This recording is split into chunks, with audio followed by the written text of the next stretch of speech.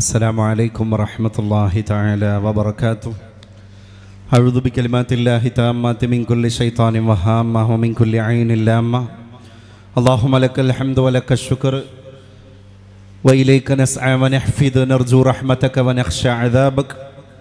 اللهم إن عذابك الجد بالكفار ملحق. وصل على سيدنا محمد بن عبد الله إمام المتقين محبوب رب العالمين مولانا ومولى الثقلين جد الحسن والحسين وآله وأصحابه وأعوانه وأتباعه وأهل بيته أجمعين. ഏറ്റവും ശ്രേഷ്ഠവും സൗഹൃദ സമ്പന്നവുമായ ഈ മഹല്ല് ജമാഅത്തിൻ്റെ നിർണായകമായ ഒരു സ്നേഹ സമ്മേളനത്തിലാണ് നമ്മളെല്ലാവരും നമ്മുടെ ജീവിതത്തിൻ്റെ സവിശേഷമായ ഈ ഒരു നിമിഷത്തെ ചെലവിട്ടുകൊണ്ടിരിക്കുന്നത്. ആദ്യമായി ഇങ്ങനെ ഒരു ഹൃദ്യവും പ്രൗഢവുമായ പരിപാടിക്ക് കളമൊരുക്കിയ ഇതിൻ്റെ ഭാരവാഹി വൃന്ദത്തെ ഞാൻ മുക്തകണ്ഠം പ്രശംസിക്കുവാനും ആഗ്രഹിക്കുകയാണ്. അള്ളാഹു അവരിൽ നിന്ന് സ്വീകരിക്കട്ടെ എന്ന് കൂടെ പ്രാർത്ഥിക്കുക കൂടി ചെയ്യുകയാണ്.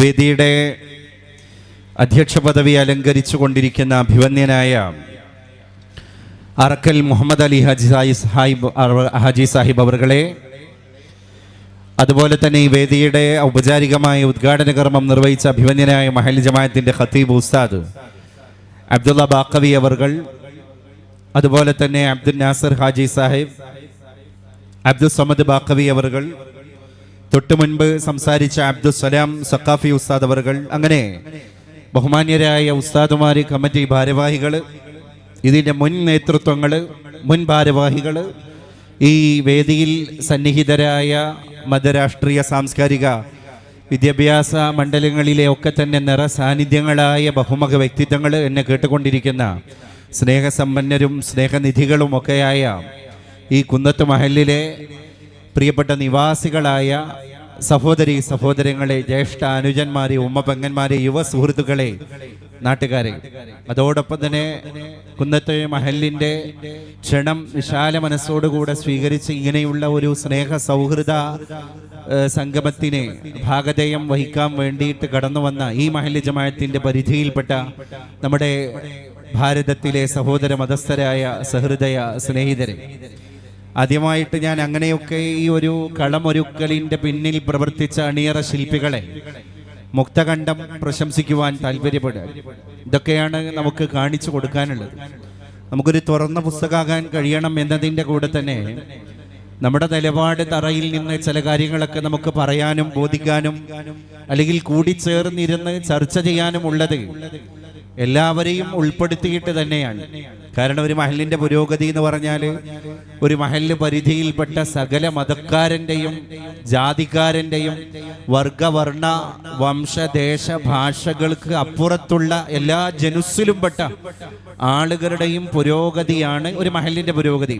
അപ്പം അവിടെ ഏതെങ്കിലും ഒരാൾക്ക്, ഒരു വിഭാഗത്തിനോ അധോഗതി സംഭവിച്ചാൽ അത് മഹല്ലിൻ്റെ തന്നെ അധോഗതിക്ക് ഒരു ഹേതുകമാണ് എന്ന തിരിച്ചറിവ് കൂടിയാകണം.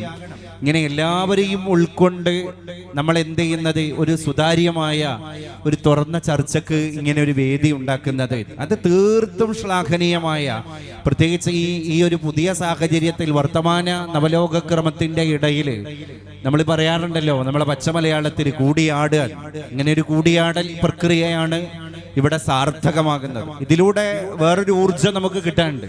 നേരത്തെ ആശംസ പറഞ്ഞപ്പോൾ ആരോ പറഞ്ഞത് ഞാനിവിടെ ഓർത്തു പോവാണ്.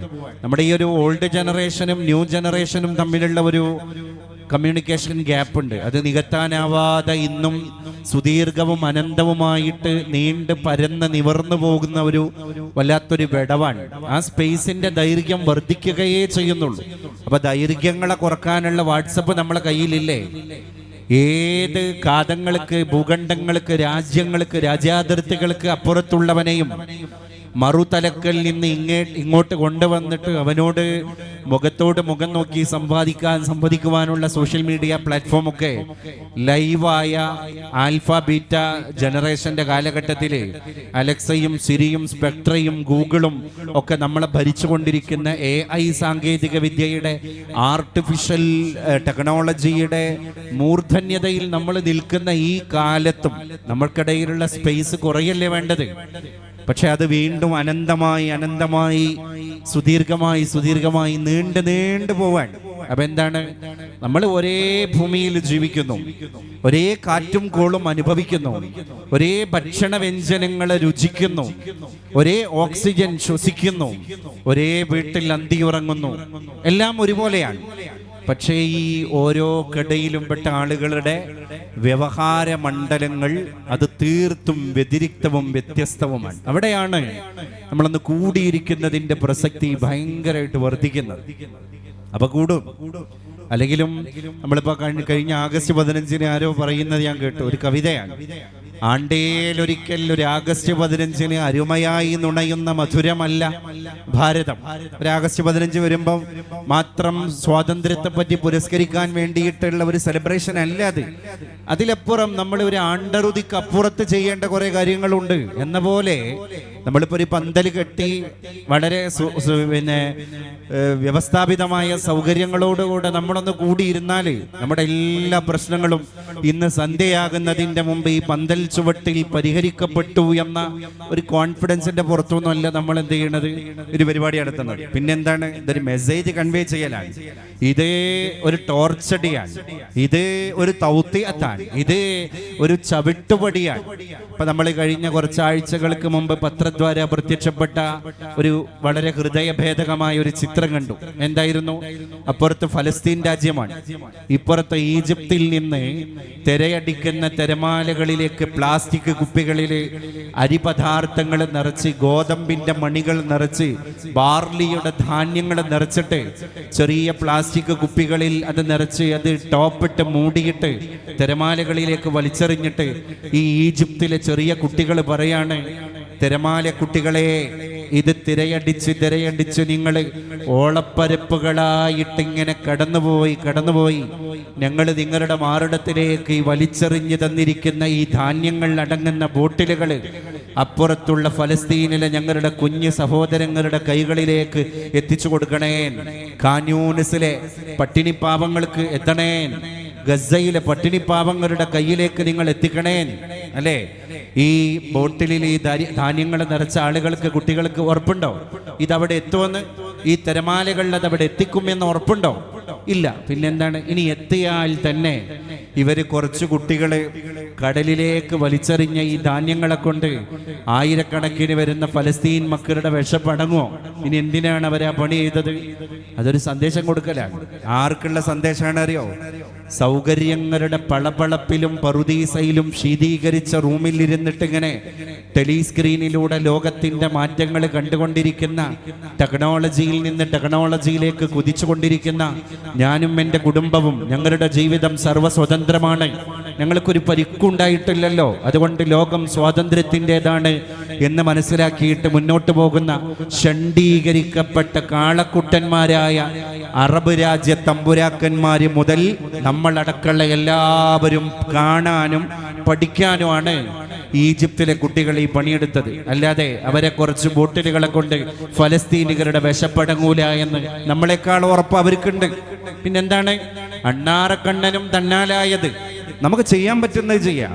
അതുകൊണ്ടാണല്ലോ നബിതങ്ങൾ പറഞ്ഞത്, എത്ര സദഖകൾ പഠിപ്പിച്ചു അല്ലേ. റബീഉ വരികയാണ്, പുണ്യപ്രവാചക തിരുമേനിയെ ഒന്നുകൂടി ഹൃദയത്തിലേക്ക് അടർത്തിയെടുക്കുന്ന ധന്യ നിമിഷങ്ങൾ നമ്മുടെ മുൻപിലേക്ക് ഇങ്ങനെ കടന്നു വരികയാണ്.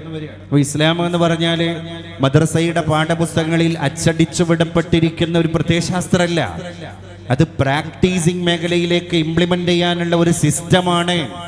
അപ്പൊ നമ്മുടെ വീട്ടിൽ നിന്ന് നമ്മളെ കുട്ടികളെ നമ്മൾ ശ്രദ്ധിക്കേണ്ടത് ശരിക്ക് ടീച്ചർ, മാതാവാണ്, പിതാവാണ്. ടീച്ചിങ് ലൈഫ് സ്കൂൾ എന്ന് പറയുന്നത് ഗൃഹാന്തർഭാഗമാണ്. അല്ലാതെ നമ്മുടെ കുട്ടി പോകുന്ന മോണ്ടിസോറി അല്ല, നമ്മുടെ കുട്ടി കുറച്ചു നേരം പഠിക്കാൻ പോകുന്ന ഒരു മതകലാലയമല്ല, ഭൗതിക കലാലയമല്ല. അതൊക്കെ നമ്മുടെ കുട്ടിക്ക് ഏതൊക്കെയോ രീതിയിൽ വെളിച്ചം വീശുന്ന ചില ഫാക്ടറികൾ മാത്രമാണ്. കുട്ടിയെ മോൾഡ് ചെയ്യുന്ന ഫാക്ടറി ഏതാണ്? കുട്ടിയെ ജീവിതം പഠിപ്പിക്കുന്ന ലൈഫ് സ്കൂൾ ഏതാണ്? അത് വീടാണ്, വീടകമാണ്. അതിൽ യാതൊരു തർക്കമില്ല. കഥ പറഞ്ഞു കൊടുക്കണം. പണ്ട് രാക്കഥകൾ ഉണ്ടായിരുന്നു നമ്മുടെയൊക്കെ വീടുകളിൽ. മുത്തശ്ശി കഥകൾ. മുത്തശ്ശി കഥ എന്ന് പറഞ്ഞാൽ അടിസ്ഥാനമില്ലാതെ മൂടില്ലാതെ ആളി പോലെ വളർന്നു പന്തലിച്ച കഥ എന്നല്ല, മുത്തശ്ശി പറഞ്ഞു കൊടുക്കുന്ന, വല്യമ്മ പറഞ്ഞു കൊടുക്കുന്ന കഥ എന്നാണ്. അങ്ങനെയാണ് നൂഹ് നബിയുടെ തൂഫാൻ വെള്ളത്തിന്റെ ആ ഒരു ഭയാനകത നമ്മളൊക്കെ പഠിച്ചത്. അല്ലാതെ ഒരു മദ്രസയിലെ കിതാബിൽ മാത്രമല്ല, അത് പൊടിപ്പും തൊങ്ങലുമായിട്ട് ഈ സദസ്സിലൊക്കെ ഇരിക്കുന്ന തലനിരച്ച ആളുകൾക്ക് എങ്ങനെയാ മനസ്സിലായത്? അത് കിടന്നുറങ്ങുമ്പോൾ വല്യമ്മ പറഞ്ഞു കൊടുത്തതാണ്. സിറാത്ത് പാലത്തിന്റെ ഒരു വിഷ്വലൈസേഷൻ, ഉള്ളിൽ ഒരു ഇമാജിനേഷൻ പോലെ നമ്മുടെയൊക്കെ മനസ്സിൽ രൂഢമൂലമായിട്ട് കിടക്കുന്നുണ്ട്. അത് എവിടെ നിന്ന് കിട്ടിയതാണ്? അത് ഉമ്മാന്റെ രാക്കഥയാണ്, ഉപ്പാന്റെ രാക്കഥയാണ്. അങ്ങനെ ഖുർആൻ തന്നെ നമുക്ക് കഥ പറഞ്ഞിട്ടല്ലേ പല കാര്യങ്ങളും മനസ്സിലാക്കി തരുന്നത്. വകുല്ലൻ നഖുസ്സു അലൈക മിൻ അംബാഇർ റുസുൽ ലിനുസബ്ബിത ബിഹി ഫുആദക്. പുണ്യനബിയോട് അല്ലാഹു പറയാണ്, എല്ലാ കഥകളും നമ്മളിങ്ങനെ പറഞ്ഞു തരികയാണ്. എന്തിനാണ്? മനസ്സിനൊരു സ്ഥിരപ്രതിഷ്ഠ ഉണ്ടാകാൻ വേണ്ടിയാണ്. അപ്പൊ നമ്മൾ കഥ കേൾക്കണം. ഏത് കഥയായി കേൾക്കുന്നത്? സാങ്കല്പിക കഥകളല്ല. ഓസ്കാർ അവാർഡ് കിട്ടാൻ വേണ്ടിയിട്ട് തിരക്കഥ തയ്യാറാക്കിയ സംവിധായകന്റെ അടുക്കലേക്ക് കൊണ്ടുപോയി കൊടുത്ത കഥയല്ല. നമ്മൾ കേൾക്കുന്നത് അടിസ്ഥാനമുള്ള കഥകളാണ്. അപ്പൊ പരിശുദ്ധ പ്രവാചകന്റെ ശൈശവകാലങ്ങൾ സല്ലല്ലാഹു അലൈഹി വസല്ലം പറഞ്ഞു കൊടുക്കുക. നല്ല മനുഷ്യന്മാരുടെ കഥ പറഞ്ഞു കൊടുക്കുക. കുന്നത്ത് മഹലിന്റെ പരിസരങ്ങളിൽ ആരെയും വെറുപ്പിക്കാതെ ജീവിച്ചു പോയ ഒരുപാട് ആളുകളുണ്ടെങ്കിൽ അവർ നമ്മുടെ കഥാപാത്രങ്ങളായിട്ട് ഇന്നും നിലകൊള്ളണം. അടുത്ത തലമുറ അവരെ റോൾ മോഡലാക്കട്ടെ. അങ്ങനെ കഥ പറഞ്ഞ് മോൾഡ് ചെയ്യപ്പെട്ട ഒരു യുഗപുരുഷന്മാര് നമ്മുടെ നാട്ടിലുണ്ടായത് കൊണ്ടാണ് ഇവിടെ എണ്ണയിട്ട യന്ത്രം പോലെ ഒരു മഹല്ല് സംവിധാനം രൂപപ്പെട്ടത്, ഒരു മനോഹരമായ വീടകം രൂപപ്പെട്ടത്. വീട് എത്ര മനോഹരമായ ഒരു സർവകലാശാലയാണ്. ആ സർവകലാശാലയുടെ ഡിപ്പാർട്ട്മെന്റ് തലവനാണ് പിതാവ്. അതിന്റെ VC വൈസ് ചാൻസലറാണ് മാതാവ്. ആഭ്യന്തരം കൈയാളുന്ന ഒരു മന്ത്രി അല്ലേ? ഒരു വീടിനെ അലങ്കരിക്കുന്ന ഒരു സ്ത്രീ. ഇവർ രണ്ടുപേരും രണ്ട് ധ്രുവങ്ങളിലാണ്. വുമൺ എന്ന് പറയുന്നത് coming from Venus and man from Mars എന്ന് പറയാറുണ്ട്.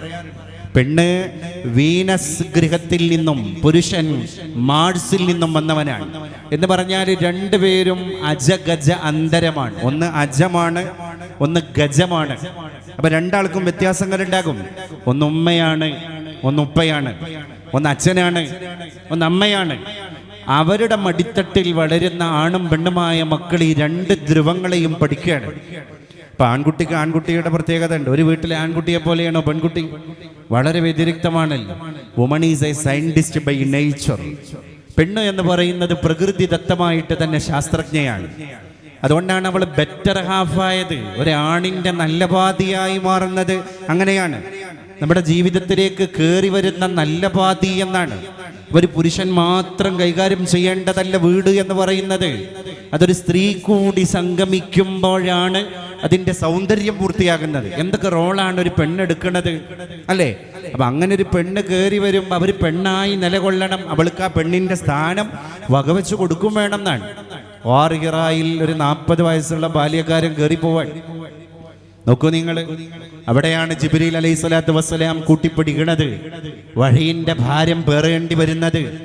ആ 40കാരൻ കയറിപ്പോയ ഊർജത്തിലാണോ തിരിച്ചു വരുന്നത്? അല്ല. ആകെ തളർന്ന് വിഷണ്ണനായി വിഷാദ ചിത്തനായി ശരീരത്തിന്റെ ടെമ്പറേച്ചറൊക്കെ കൂടി ഓടി വരികയാണ്, തിരിച്ചു വരികയാണ്.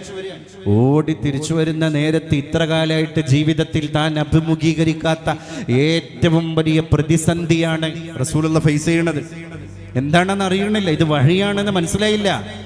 പിന്നെ ഖദീജ ബീവി തന്റെ പിതൃവ്യ പുത്രനായ വറഖത്ത് ബിൻ നൗഫൽ എന്ന് പറയുന്ന വേദപണ്ഡിതന്റെ അടുക്കല് ഇതിന്റെ വിശദാംശങ്ങൾ പറഞ്ഞു കൊടുത്തപ്പോ വറഖത്ത് ബിൻ നൗഫലല്ലേ പറയുന്നത്, ഖദീജ അത് മാലാഖ പ്രത്യക്ഷപ്പെട്ടതാണ്. ഞാൻ വേദങ്ങൾ പഠിച്ചിട്ട് പ്രവചിച്ചു പോയ കാര്യം ഇതാ സംഭവിച്ചിരിക്കുന്നു. ഇതി പ്രവചിതാഹ, അന്ന് പ്രവചിച്ചത് പുലർന്നിരിക്കുന്നു. അതുകൊണ്ട് മുഹമ്മദിനോട് പറയണം ഇത് വഹയാണ്. ആള് വേറൊരാളവൻ അത്രയും വലിയൊരു പ്രതിസന്ധി ജീവിതത്തിൽ ഉണ്ടാകുമ്പോൾ ആ 40കാരൻ ഇങ്ങനെ ഓടി ഇറങ്ങി വരുമ്പോൾ ആദ്യം വിളിച്ചത് നാട്ടുകാരെയാണോ? ആദ്യം വിളിച്ചത് അയൽവാസികളെയാണോ? ആദ്യം വിളിച്ചത് കൂട്ടുകാരെയാണോ? ആരെയല്ല. എന്താ പറഞ്ഞത്? സമ്മിലൂനി യാ ഖദീജ, എൻ്റെ പൊന്നു നല്ല പാതിയായ സഹധർമ്മിണിയായ ഖദീജ, ഒന്ന് പുതപ്പ് മൂടിത്താ ഖദീജ. അപ്പൊ പുതപ്പാവുക എന്നുള്ളതാണ്. നമ്മുടെ നാട്ടിലൊക്കെ പെയിൻ ആൻഡ് പാലിയേറ്റീവിന്റെ പ്രവർത്തകർ വളരെ ലൈവായി നിലകൊള്ളുന്നുണ്ട് അല്ലേ? എന്താ ഈ പാലിയേറ്റീവ് എന്ന് പറയുന്ന വാക്കിന്റെ അർത്ഥം? പാലീവ് എന്ന് പറയുന്ന സ്പാനിഷ് ഭാഷയിൽ നിന്നാണ് ഇംഗ്ലീഷിലേക്ക് പാലിയേറ്റീവ് കടന്നു വരുന്നത്. സ്പാനിഷ് ഭാഷയിൽ പാലീവ് എന്ന വാക്കിന്റെ അർത്ഥം പുതപ്പ് എന്നാണ്, പുതപ്പാണ്. അപ്പൊ സമ്മിലൂനി, അതേ ഭാഷ, അതേ ആശയം. എനിക്കൊന്ന് പുതപ്പാകൂ എൻ്റെ ഖദീജ. നമ്മളൊക്കെ നമ്മളെ വീട്ടിൽ ഒരു പുതപ്പാകാത്തതിൻ്റെ കമ്മി ഇന്ന് നല്ലോണം ഉണ്ട്. ഭാര്യ ഭർത്താവിൻ്റെ പുതപ്പാണ്, ഭർത്താവ് ഭാര്യയുടെ പുതപ്പാണ്. ഹുന്ന ലിബാസുല്ലക്കും അൻതും ലിബാസുല്ലഹുന്ന. ഈ ഖുർആന്റെ വസ്ത്രപ്രയോഗം ഒന്ന് നോക്ക് നിങ്ങൾ. അവള് നിങ്ങളുടെ വസ്ത്രമാണ്, നിങ്ങൾ അവളുടെ വസ്ത്രമാണ്. എന്താ ഈ വസ്ത്രത്തിന്റെ പ്രത്യേകത? ഞാൻ ധരിച്ച വസ്ത്രം, എൻ്റെ ശരീരത്തിന്റെ അകംഭാഗം എൻ്റെ വസ്ത്രത്തിന്റെ അകംഭാഗം കാണുന്നുണ്ട്. എന്നിട്ടോ എൻ്റെ വസ്ത്രത്തിന്റെ, എൻ്റെ ശരീരത്തിന്റെ നഗ്നതകൾ ഞാൻ ഈ ധരിച്ച വസ്ത്രത്തിന്റെ അകംഭാഗം ഇപ്പോഴും കണ്ടുകൊണ്ടിരിക്കുന്നുണ്ട്. എന്നിട്ടോ പുറത്തേക്ക് എന്നെ മനോഹരനായി എൻ്റെ ശരീരത്തിന്റെ വസ്ത്രത്തിന്റെ പുറംഭാഗം എന്നെ എക്സ്പ്രസ് ചെയ്യുന്നുണ്ട്. അതേ വസ്ത്രം. ഭാര്യ ഭർത്താവിൻ്റെ മുമ്പിൽ അങ്ങനെ ആകണം, ഭർത്താവ് ഭാര്യൻ്റെ മുമ്പിൽ അങ്ങനെ ആകണം. രണ്ടാക്കും ന്യൂനത ഉണ്ടാകുന്ന ആരാ? ന്യൂനത ഇല്ലാത്ത ഒരാളാരാ ലോകത്ത്? എല്ലാവർക്കും ന്യൂനത ഉണ്ടാകും. മർത്യന് കൈപ്പിഴ ജന്മസിദ്ധം. നമ്മളാരും മഴസൂമിങ്ങളല്ല. ന്യൂനത ജന്മസിദ്ധമാണ്. അത് പക്ഷിക്കും പറവക്കുമാണ് പിന്നെ കമ്മിയുള്ളത്. ആ ന്യൂനതയുള്ള ഭർത്താവിനെ പറ്റി പുറത്തൊരു കാര്യം ഡിസ്കസ് ചെയ്യുമ്പോൾ, വാട്സപ്പ് ഗ്രൂപ്പിലൊരു കാര്യം ഡിസ്കസ് ചെയ്യുമ്പോൾ, അല്ലെങ്കിൽ തൻ്റെ കുടുംബത്തിലോ ഫ്രണ്ട്സിൻ്റെ ഇടയിലോ ഷെയർ ചെയ്യാനുള്ള ഒരു ഓസ്പീഷ്യസ് ഒക്കേഷൻ കിട്ടുമ്പോൾ നീ വസ്ത്രമാവുക എന്ന് പറഞ്ഞാൽ അയാളുടെ ന്യൂനതകൾ മുഴുവൻ വസ്ത്രമാകുന്ന എൻ്റെ ഉൾഭാഗത്തിരിക്കട്ടെ. ഞാൻ പുറത്തേക്ക് അയാളെ എക്സ്പ്രസ് ചെയ്യേണ്ടത് അന്യൂനനായിട്ടാണ്. എന്നാലും എൻ്റെ ഭർത്താവിൻ്റെ ക്ഷമ, എന്നാലും എൻ്റെ ഭർത്താവിൻ്റെ അഡ്ജസ്റ്റ്മെൻറ്റ്, എന്നാലും എൻ്റെ ഭർത്താവിൻ്റെ ഫോർഗീവ്നെസ്, എന്നാലും എൻ്റെ ഭർത്താവിൻ്റെ നോളജ്, എന്നാലും എൻ്റെ ഭർത്താവ് എൻ്റെ മക്കളെ നോക്കുന്നത്, എന്നാലും എൻ്റെ ഭർത്താവ് ഒരു സൂര്യനെ പോലെ എൻ്റെ മക്കളെ തഴുകിത്തലോടി കിരണമായി ഉണർത്തുന്നത്, അവർക്ക് വേണ്ടി ആ മനുഷ്യൻ ഓടിപ്പാഞ്ഞ് നടക്കുന്നത് അല്ലേ? ഇവള് പറഞ്ഞത് മുഴുവൻ നന്മയാണ്. നേരെ തിരിച്ചു ഭർത്താവ് ഭാര്യയെ പറ്റി നന്മ പറയാം. നമ്മളെ കുട്ടികൾ കൗമാരക്കാർക്കിടയിൽ വളരെ നല്ല രീതിയിൽ ബെസ്റ്റ് സെല്ലറായിട്ട് ഈ അടുത്ത് സമകാലികമായിട്ട് മാറിയ ഒരു പുസ്തകമാണ് നമ്മുടെ വെളിപ്പാടകലയുള്ള പൂക്കോട്ടൂർ സ്വദേശിയായ നസീഫ് കലയത്ത് എഴുതിയ ഖദീജ എന്ന് പറയുന്ന നോവല്. വായിക്കാത്തവരതൊന്ന് വായിക്കണം. അതിന് പ്രായ ഭേദങ്ങളൊന്നുമില്ല, എല്ലാവരും വായിക്കണം എന്നാണ് ഈ കുടുംബം പറയുന്ന തത്വശാസ്ത്രത്തിന്റെ പന്തൽ ചോട്ടിൽ എനിക്ക് നിങ്ങൾ ഓർമ്മപ്പെടുത്താനുള്ളത്. നല്ലൊരു കൈപ്പുസ്തകമാണ്. ഖദീജ ബീവി അല്ല അതിലെ കഥാപാത്രം. നസീഫ് കലയത്തിന്റെ ഖദീജ എന്ന് പറയുന്ന നോവലിലെ കഥാപാത്രം അബൂക്കയാണ്. അബൂക്കാന്റെ ജീവിതത്തിലേക്ക് ആദ്യം കയറി വരുമെന്ന പ്രതീക്ഷ ആയിഷ. പക്ഷെ ആയിഷാനെ അബൂക്കാക്ക് കിട്ടാതെ പോയി. പിന്നെ ഖദീജ എന്ന് പറയുന്ന പെണ്ണ് വരുമ്പോൾ ഖദീജയും അബൂക്കയും തമ്മിലുള്ള അകളങ്കമായ സ്നേഹത്തെ വളരെ മനോഹരമായിട്ട് അതിൽ കോറിയിട്ടിട്ടുണ്ട് അതിൻ്റെ കഥാകൃത്തായ നോവലിസ്റ്റായ പ്രിയപ്പെട്ട യുവ എഴുത്തുകാരനായ നസീഫ്. നമ്മളെല്ലാവരും വായിക്കണത് സാങ്കല്പികമാണ്. സാങ്കല്പികം എന്ന് പറഞ്ഞിട്ട് കാര്യമില്ല. വരികൾക്കിടയിലൂടെ വായിച്ചു പോകുമ്പോൾ അതിൽ നിന്ന് എനിക്ക് ഏറ്റവും ഹൃദയസ്പൃക്കായിട്ട് തോന്നിയ കാര്യം, ഇങ്ങനെയൊക്കെ ഉണ്ടായിട്ടും ഖദീജാനെ പറ്റി അബൂക്ക ഒരു നെഗറ്റിവിറ്റി പറയുന്നില്ല, അബൂഖാനെ പറ്റി ഖദീജയും ഒരു നെഗറ്റിവിറ്റി പറയണില്ല. അപ്പം അതിങ്ങനെ വായിക്കുമ്പോൾ നമ്മൾ നമ്മളെ പറ്റി ആലോചിക്കും അല്ലേ? എനിക്ക് എന്തൊക്കെ അവളെ പറ്റി നന്മ പറയാനുള്ള സ്പേസ് ഉണ്ടായിരുന്നു, എന്നിട്ട് ഞാനതൊക്കെ മൂടി വെച്ചല്ലോ എന്ന കുറ്റബോധമാണ് ചില ആളുകൾക്ക് ഈ പുസ്തകം വായിച്ചു തീർന്നാൽ തോന്നിപ്പോവുക. അപ്പം നമ്മളൊക്കെ വിരിപ്പാകണം, പുതപ്പാകണം, നമ്മളൊക്കെ ഒരു വസ്ത്രമാകണം. നമ്മൾ വസ്ത്രമാകാത്തതിൻ്റെ കുറവ് നല്ലോണം ഉണ്ടായിട്ടുണ്ട്. അതുകൊണ്ടാണ് ആ ഭർത്താവ് എൻ്റെ ഒരു പുതപ്പ്, എൻ്റെ ഒരു പെയിൻ കില്ലർ എൻ്റെ വീട്ടിൽ കിടക്കുന്നുണ്ട് എന്നുള്ള പ്രതീക്ഷയിൽ ഇത്രയും വലിയൊരു പ്രതിസന്ധി ഉണ്ടാകുമ്പോൾ എന്തിനും പോകുന്ന കായികക്ഷമതയുള്ള മനുഷ്യന്മാരവിടെ മക്കയിലില്ലേ? അവരെ വിളിച്ചാൽ പോരായിരുന്നോ? ആരെയാ വിളിച്ചത്? സമ്മിലൂനി യാ ഖദീജ. കാരണം എൻ്റെ ഉള്ളിലെ പെയിനിനെ കില്ല് ചെയ്യാൻ പറ്റുന്ന പെയിൻ കില്ലർ എൻ്റെ പുരയിലുണ്ട് എന്ന് റസൂലുള്ളാഹിക്ക് അറിയാം. ഖദീജ ബീവി ചെയ്ത പണിയോ? റസൂലുള്ള അങ്ങനെ വേർത്തൊലിച്ച് ആകെ വിറകൊണ്ട് നടക്കാൻ പോലും പ്രയാസപ്പെട്ട് വരുമ്പോൾ ഇറങ്ങി വന്നിട്ട് കൈ പിടിച്ചിട്ട് കട്ടിലിൽ കൊണ്ടുപോയി ഇരുത്തി. ഖദീജ എന്ന് പറയുന്ന പെണ്ണിന്റെ മടിത്തട്ട് പരിഭ്രമചിത്തനായ ഭർത്താവിനുള്ള പൂമെത്തയായി മനസ്സിലാക്കി കൊടുത്തിട്ട് അവിടേക്ക് തലചായ്ക്കാൻ പറയാൻ. ആ രംഗൊന്ന് ആലോചിച്ച് നോക്ക് നിങ്ങൾ. ഖദീജ ബീവി ഇരിക്കുന്ന മടിത്തട്ടില് അതേ ഖദീജാന്റെ മുഖത്തേക്ക് നോക്കിയിട്ട് പ്രാണനാകുന്ന പ്രവാചകൻ കിടക്കുകയാണ്. അപ്പൊ രണ്ടുപേരുടെയും കണ്ണോട് കൈമാറാൻ. അപ്പൊ ഖദീജ ബീവി ഇങ്ങനെ തല താഴ്ത്തിയിട്ട് മടിയിൽ കിടക്കുന്ന ഭർത്താവിനോട് പറയുന്നൊരു വാക്ക്, എന്തിനങ്ങൾ വിഷമിക്കണത്, എന്തിനങ്ങൾ വിഷമിക്കണത്? ഇന്നക ലതസിലുർ റഹ്മ. ആദ്യം തന്നെ പറഞ്ഞെന്താ? ഈ വസ്ത്രായി അല്ലേ, പോരായ്മ ഒന്നും പറഞ്ഞില്ല, എല്ലാ ഗുണങ്ങളും പറഞ്ഞു കൊടുക്കാൻ. നിങ്ങൾ ഒരിക്കലും വിഷമിക്കണ്ട. അതിന്റെ കാരണം ഞാൻ പറഞ്ഞുതരാം. നിങ്ങൾ കുടുംബ ബന്ധം ചേർത്തണ മനുഷ്യനാണ്. അപ്പൊ ഖദീജ ബീവിക്ക് മനസ്സിലായി കുടുംബ ബന്ധം ചേർത്തുന്ന ആളെ ഈ ദുനിയാവിൽ അള്ളാഹു എങ്ങനെ പ്രൊട്ടക്ട് ചെയ്യാണ്. അതുകൊണ്ടാണ് ആദ്യം അത് പറഞ്ഞത്, ഇന്നക ലതസിലുർ റഹ്മ. അങ്ങ് റഹ്മ ഉണ്ടല്ലോ. എന്താ ഈ റഹ്മ എന്ന് പറയുന്ന വാക്കിന്റെ അർത്ഥം? യൂട്രസ്. റഹ്മാൻ എന്ന് പറഞ്ഞാലോ പഠിച്ചവന്റെ പേരാണ്. റഹീം അവന്റെ പേരാണ്. റഹ്മത്തോ നമുക്കിടയിൽ ഉണ്ടാകേണ്ട ആ ഒരു സ്വഭാവത്തിന്റെ പേരാണ്. റഹ്മത്തുൽ ആലമീൻ എന്ന് നാളെ മുതൽ പരന്നൊഴുകാൻ പോകുന്ന ഒരു നാമമാണ് ആ ശ്രദ്ധേയമായ പേര് റഹ്മ. അർഹാം എന്ന് പറഞ്ഞാലോ ഇതിൽ നിന്ന് പുറത്തു വന്ന ബന്ധങ്ങൾ, ഈ ഇരിക്കുന്ന നമ്മളെല്ലാം ഈ ഗർഭപാത്രത്തിൽ നിന്ന് പുറത്തു വന്ന ബന്ധങ്ങൾക്കാണ് അറബി ഭാഷയിൽ അർഹാം, സിലത്തുൽ അർഹാം. അപ്പൊ ഇതിന്റെ ഫോണറ്റിക്സ് ഒറ്റ ശബ്ദമാണിത്. റഹ്മ, റഹ്മാൻ, റഹീം, റഹ്മത്ത്, റഹം, ഗർഭപാത്രം. അപ്പൊ ഈ ഗർഭപാത്രത്തിൽ നിന്ന് പുറത്തു വരുന്ന ബന്ധങ്ങളാണ് ഏറ്റവും രൂഢമൂലമാകേണ്ടത്. അവിടെ സ്പെല്ലിംഗ് മിസ്റ്റേക്ക് ഉണ്ടായാൽ അത് ഭയങ്കര ഫാൾട്ടാണ്. അതുകൊണ്ടാണ് നബി തങ്ങളോട് പറഞ്ഞത്, നബിയെ, ഭർത്താവേ, അങ്ങേക്ക് അവിടെ ഒരു സ്പെല്ലിംഗ് മിസ്റ്റേക്ക് ഉണ്ടായിട്ടില്ല. അതുകൊണ്ട് അങ്ങേക്കൊരു പ്രതിസന്ധി ഉണ്ടെങ്കിൽ ഖദീജ 100% കോൺഫിഡൻസോടുകൂടെ പറയുന്നു, ഇന്നക ലതസിലുർ റഹ്മ. അങ്ങ് കുടുംബ ബന്ധം ചേർക്കുന്ന ആളല്ലേ. നെക്സ്റ്റ്, വതഹ്മിലുൽ കല്ല. അങ്ങ് പ്രയാസങ്ങളെ സഹിക്കുന്ന ആളല്ലേ. കുടുംബത്തിന് വേണ്ടി ഒരു മനുഷ്യൻ പ്രയാസം സഹിക്കുക, അത് ആണാവട്ടെ പെണ്ണാവട്ടെ, അത് ഭയങ്കരമാണ് അള്ളാന്റെ അടുക്കൽ എന്നാണ്. അതുകൊണ്ടാണല്ലോ കുടുംബ ഒരു ഇബാദത്താണ് എന്ന് പറഞ്ഞത്.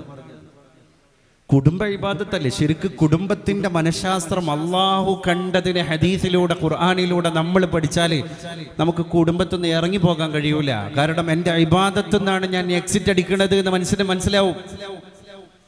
അപ്പൊ ജീവിതത്തിന്റെ ലഹരി ഏതാണ്? ഹൈബ്രിഡ് കഞ്ചാവല്ല, MDMA അല്ല, LSD അല്ല, ഹെറോയിൻ അല്ല, കൊക്കൈൻ അല്ല, ആശിഷ് അല്ല, കറുപ്പല്ല. ഏതാണ്? എൻ്റെ നാരായ വേരാകുന്ന കുടുംബമാണ്. അവിടെയാണ് എൻ്റെ അത്താണി. ആ കുടുംബനാഥന ബോധമില്ലെങ്കിലുള്ള അവസ്ഥ എന്താ?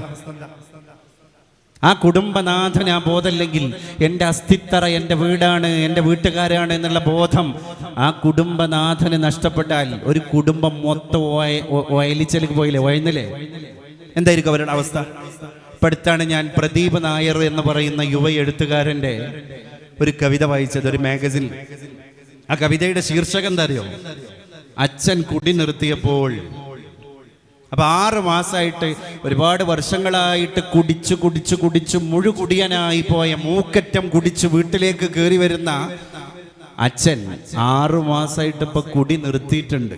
അപ്പൊ അച്ഛൻ കുടി നിർത്തിയപ്പോ വീട്ടിലുണ്ടായ മാറ്റങ്ങളാണ് പ്രദീപ് നായരുടെ കവിതയിലെ ഇതിവൃത്തം. അപ്പൊ അച്ഛൻ കുടി നിർത്തിയപ്പോൾ എന്നാണ് കവിത. അതിൽ ഒന്നാമത്തെ വരി, അച്ഛൻ കുടി നിർത്തിയപ്പോൾ ആദ്യം ചിരിച്ചത് അടുക്കളയിലെ പാത്രങ്ങളായിരുന്നു.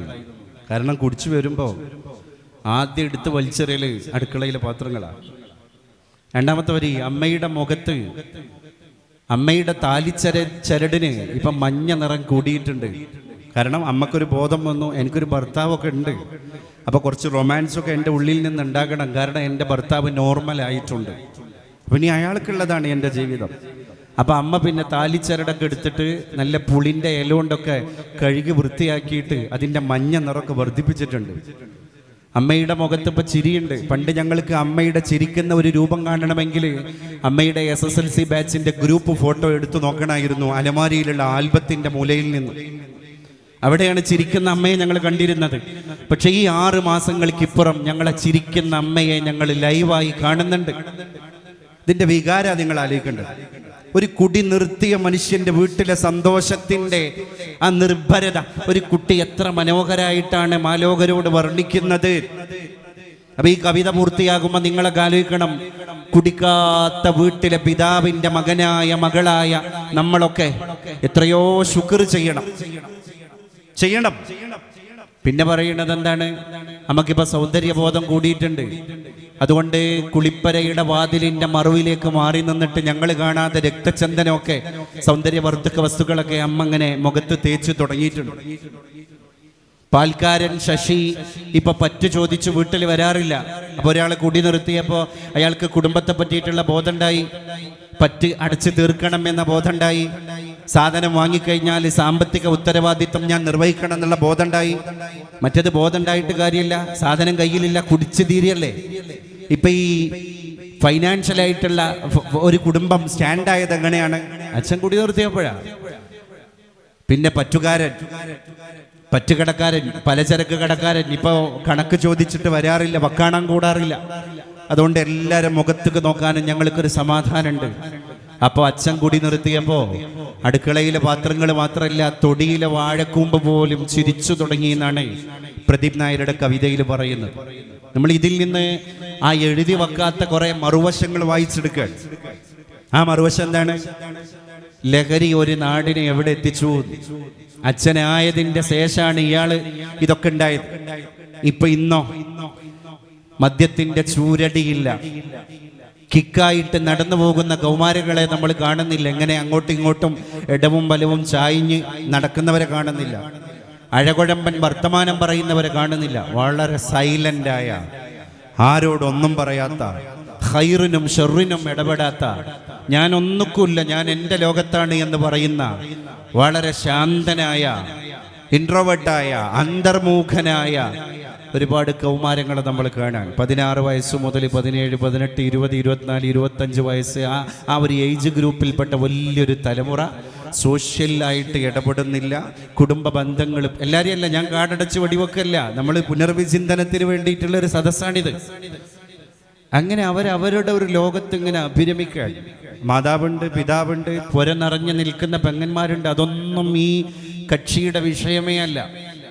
അടുത്ത് നമ്മുടെ വെളിപ്പാടകലെ ഒരു ഡി അഡിക്ഷൻ ഹോസ്പിറ്റലിൽ പ്രവർത്തിക്കുന്നുണ്ട്. ആ ഹോസ്പിറ്റലിൽ നിങ്ങളൊന്ന് പോകണം. അവിടെ ഓട്ടിസം ബാധിച്ച കുട്ടികളല്ല, ജന്മനാ മനോവൈകല്യമുള്ള ആളുകളെ പാർപ്പിച്ചിരിക്കുന്ന ഒരു ആതുരാലയമല്ല അത്. പിന്നെ ലഹരി ഉപയോഗിച്ചിട്ട് അത് കിട്ടാതെ വന്നപ്പോഴുള്ള ഹാങ് ഓവറിന്റെ പേരിൽ ഉപ്പയെ അടിച്ച അച്ഛനോട് അപമര്യാദയായിട്ട് പെരുമാറിയ, പെങ്ങളോട് അപമര്യാദയായിട്ട് പെരുമാറിയ ഒരുപാട് കൗമാരക്കാരെ ജീവിതത്തിലേക്ക്, നോർമൽ ലൈഫിലേക്ക് തിരിച്ചു കൊണ്ടുവരാൻ വേണ്ടി മാത്രം ഉണ്ടാക്കിയ ഒരു ഹോസ്പിറ്റൽ. ആ ഹോസ്പിറ്റലിൽ നിന്ന് ആരാണ്? നമ്മളവിടെ വെറുതെ ഒന്ന് ഓട്ടപ്രദക്ഷിണം നടത്താൻ വേണ്ടി പോയാൽ എന്തിനും പോന്ന ചുറുചുറുക്കുള്ള ചെറുപ്പക്കാർ. എന്താണ് പ്രശ്നം? ലഹരി ഉപയോഗിച്ചു. ഇപ്പം ആള് അബ്നോർമലാണ്. ഒരാളോട് മാന്യമായിട്ട് വർത്താനം പറയാൻ കഴിയണില്ല. പെങ്ങൾക്ക് കല്യാണാന്വേഷണത്തിന്റെ ഭാഗമായിട്ട് ഇറങ്ങേണ്ട എന്തിനും പോന്ന 25കാരനായ ആണൊരുത്തൻ ഇപ്പൊ എവിടെയാണ്? ആ കല്യാണത്തിന് ഇപ്പൊ അവനെ കൊണ്ടുവരാൻ പറ്റാത്ത സിറ്റുവേഷനാണ്. കല്യാണത്തിന് ചെക്കൻ വന്നു, വീട്ടുകാർക്ക് 2 കൂട്ടർക്കും ഉറപ്പായി, ഇഷ്ടപ്പെട്ടു, ബോധിച്ചു, നല്ല രീതിയിൽ കാര്യങ്ങളൊക്കെ ഉറപ്പിച്ചു, ഇത്തിഫാക്കിലായി. പക്ഷെ പ്രശ്നം എന്താണ്? ആങ്ങളെ കുട്ടീനെ കൊണ്ടുവരാൻ വയ്യ. അവനെ കൊണ്ടുവന്നാല് വന്നോലെ മുമ്പിൽ നമ്മൾ മാനം കെടും.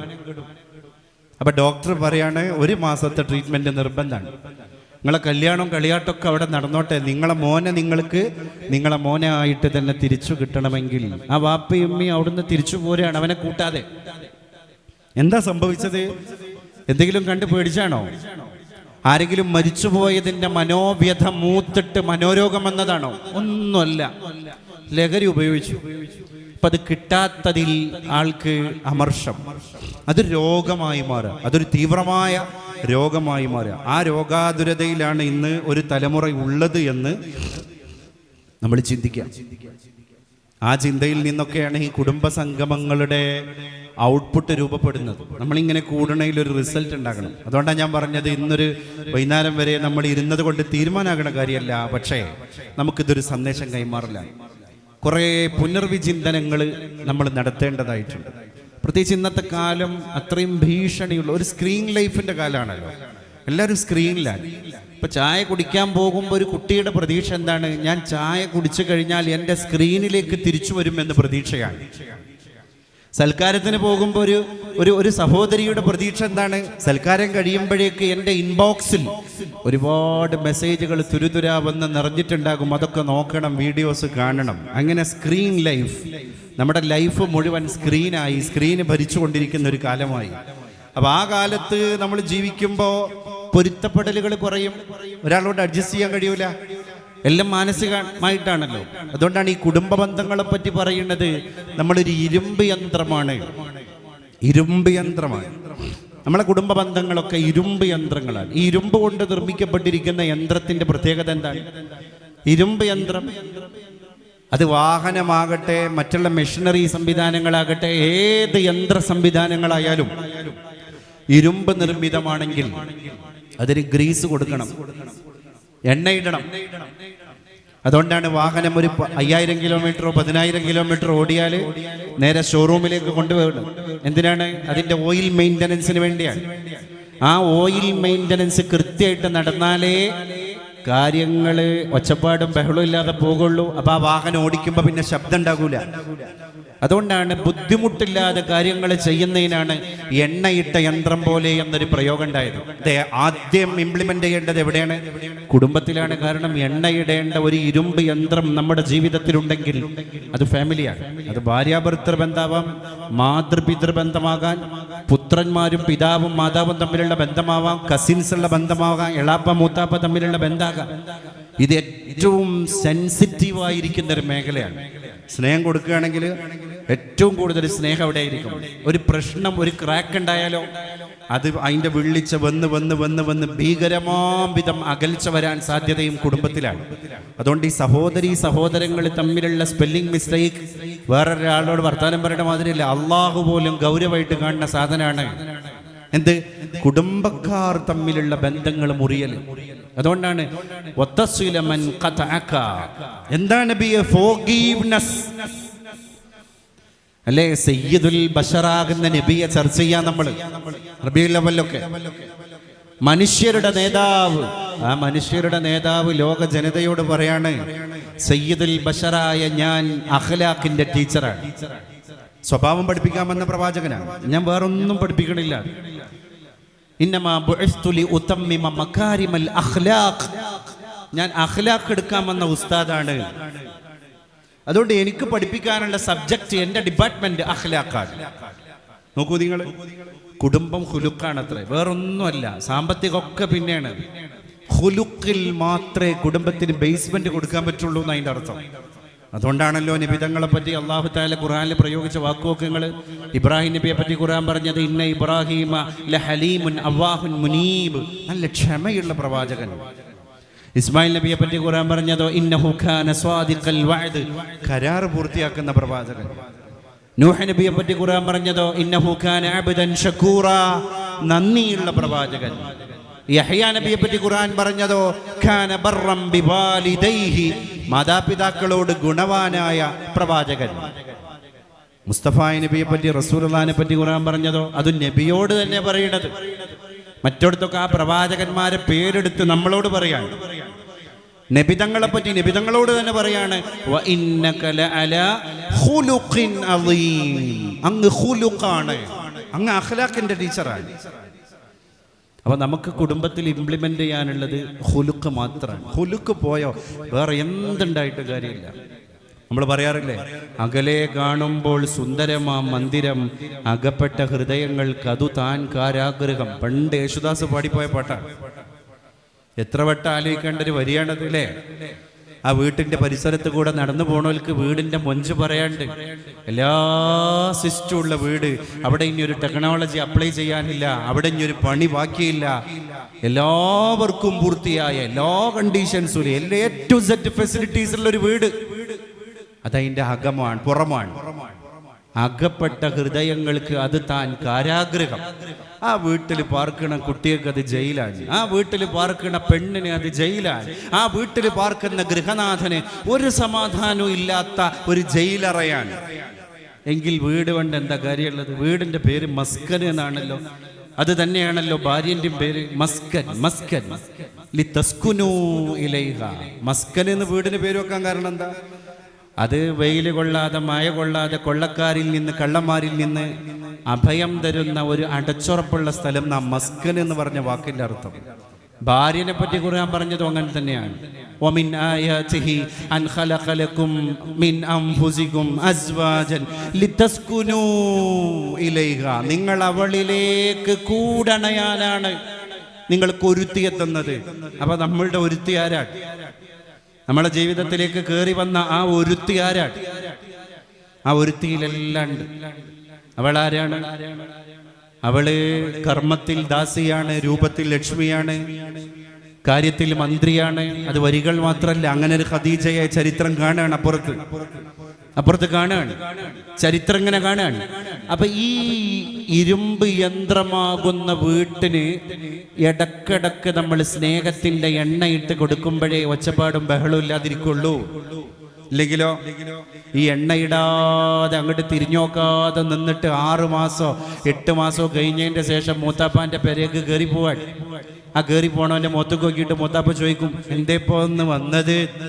അത് എണ്ണയിടാത്തതിന്റെ വിജാഗിരിയുടെ തുരുമ്പിച്ചതിന്റെ അപശബ്ദമാണ്. എന്താ അങ്ങോട്ട് വന്ന് കയറിയത് എന്നുള്ള ചോദ്യം. അത് ഓരോ സമയത്തും സമയാസമയം ഓയിൽ മെയിൻ്റനൻസ് നടത്തിയിട്ടുണ്ടെങ്കിലോ അത് തുറക്കുമ്പോൾ ആരും അറിയില്ല, അടക്കുമ്പോഴും ആരും അറിയില്ല. കുടുംബം അങ്ങനെയാണ്. ഈ കുടുംബക്കാർക്ക് കൊടുക്കണോ അങ്ങനെ തന്നെയല്ലേ? സന്തോഷമുള്ള ഒരു കുടുംബം എന്ന് പറഞ്ഞാൽ അല്ലേ? അസ്വദഖത്തു അലൽ മിസ്കീനി സ്വദഖ. നിങ്ങളെ നാട്ടിലെ ഒരു പാവപ്പെട്ട മനുഷ്യന് നിങ്ങൾ സ്വദഖ കൊടുക്കൽ സ്വദഖ മാത്രമാണ്. വഅലാ ദിർറഹിമി സ്വദഖത്തുൻ വസില. അത് കുടുംബത്തിലെ ഒരു പാവപ്പെട്ടവനാണ് കൊടുക്കുന്നതെങ്കിൽ നിങ്ങൾക്ക് 2 കൂലി കിട്ടി. സ്വദഖയും കിട്ടി, സ്വലത്തും കിട്ടി. ഏത്?